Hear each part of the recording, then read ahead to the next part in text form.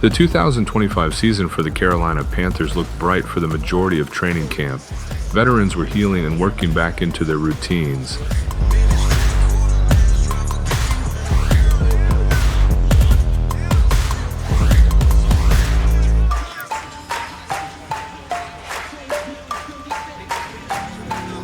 The rookies were acclimating, and most of all, the offensive line remained healthy.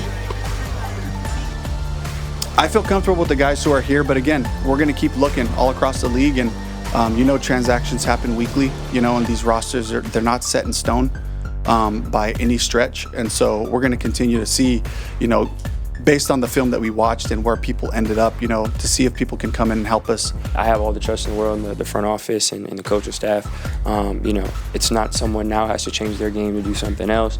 We have a ton of great guys. We have all the confidence in the world in the receiver room. So it just becomes more opportunity and for guys to step into who they are, continue to grow and build. So we just want everyone to continue to be themselves. But with less than 2 weeks before the Panthers' matchup with the Jacksonville Jaguars, the bottom started to fall out of their almost perfectly laid plans. Starting left tackle Ike Ekwonu underwent emergency surgery for a failing appendix, an event that put the O-line's chemistry on a day-to-day timeline for week 1 of the season. Ike had an appendectomy. So he had appendicitis, he wasn't feeling good, and then ultimately went to the hospital, and they said, all right, well, we got to do surgery here. We have to remove this. And so he had his appendix removed. He's day to day. Yash will practice at left tackle right now. Brady will get in some. Also, Brandon Walton, who was on our practice squad, played a little tackle in the preseason game. With only a few days to go, Ekwonu was upbeat but unsure of the timetable on his progress. I'm following the plan set forth for me, so I'm not gonna rule anything out. I'm not gonna, talk about return times. Try not to be, specific and stuff. But, I'm trying to follow the plan as best as I can, making sure I'm ready to go. And when I do come back, I'm as healthy as I can be. He was on the field during the open portion of practices, but remained a DNP the entire week leading up to the game. There are several key players on this roster that have been out due to illness or injury. But now they are facing not only a big opponent in Jacksonville, but the anticipation of getting back on the field and being effective. Third time's a charm. Let's see if we can do it. We're just going to take day to day and just enjoy the process. It's been long. We've done all the rehab. We've done everything. So now just taking it just day to day and just enjoying the moment. I'm excited. Be able to go out here with this group of guys that I've seen work hard all the way from OTAs till up to this point. Be able to go out here and execute and have competition. I'm excited about it. If you're injured or you're out of the game a little bit, you realize how much a team means to you and being part of something special. And so I think trying to encapsulate that and go out there and play well is what we're trying to do. She just hit me with the blue veins, now she gon' ice cold, ice cold. She just hit me with the blue veins, now she gon'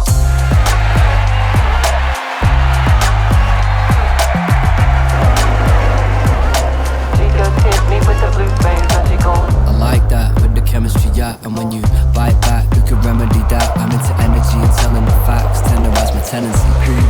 They better be back, so relax. I'm on the track, this right is my home. I never act, so you feel my tone. Go Panthers! Let's go Panthers! You found You said that we were only friends. She just hit me with the blue veins, now she gon' The Carolina Panthers arrived at Everbank Stadium on Sunday with hopes of correcting the past with a new mindset and new talent and a quest to start the year with a win. I'm here, best of both worlds. I couldn't go to Colorado, so now I get to see Jimmy Horn and Travis right here in Jacksonville. Oh yeah, we're gonna represent with all the other Panther fans that are here today. We're just having a great time, and we're looking forward to a great season. And what are your predictions for today? Oh, Panthers all the way. It's gonna be a game time decision, but if I had to call it now, I would say Panthers 30, Jaguars 15. Go, keep pounding, baby. She just hit me with the blue veins, now she gon'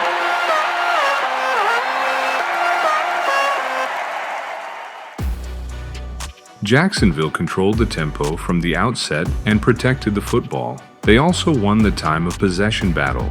The Jaguars held the ball for 31 minutes, compared to Carolina's 29 minutes. This imbalance allowed Jacksonville to keep Bryce Young and the Carolina offense off the field for extended stretches. Can you hear me? Tell me, can you hear me? I've been calling out for help, still don't see nobody near me. I'm down and almost underground and so deep in the valley I can't. The second quarter was the biggest separating factor of the game. The Jaguars built a 17-3 halftime lead with complimentary football leading their efforts. One of the contributing plays in that effort was a second and one where Bryce Young's pass intended for Leggett was intercepted by Jacksonville at the Carolina 35. On the ensuing drive, with just over 8 minutes in the second quarter, tight end Hunter Long got the Jaguars into the end zone on a 6-yard touchdown reception before a lengthy rain delay gave the Panthers some room to breathe.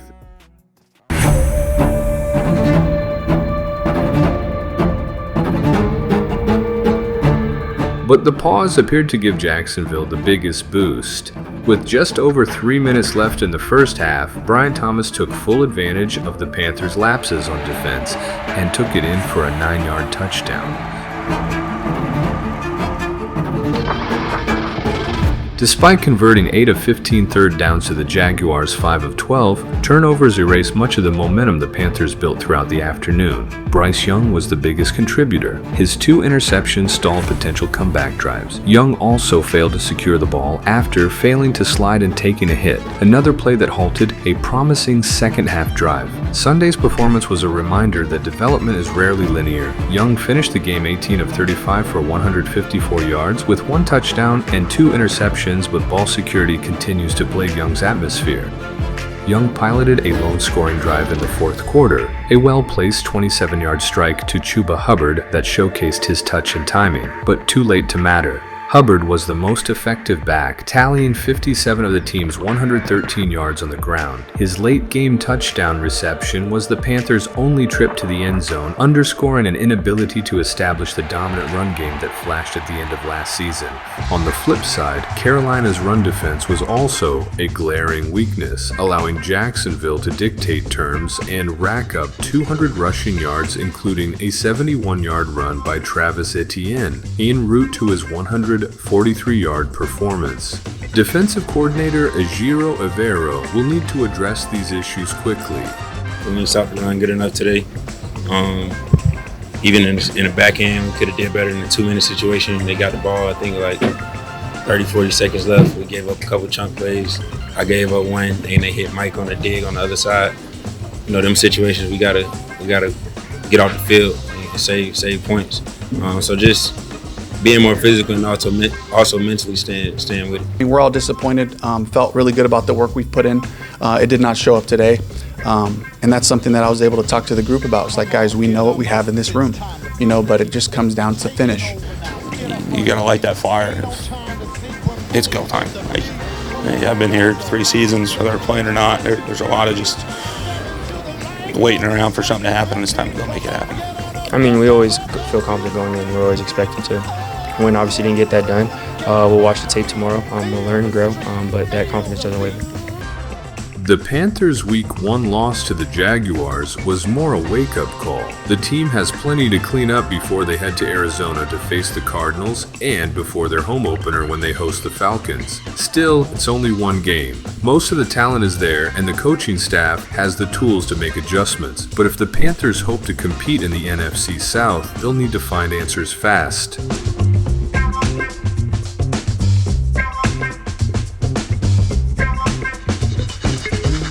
Come on, get 'em up, it's time to feel the heat. We're taking over now, get up on your feet.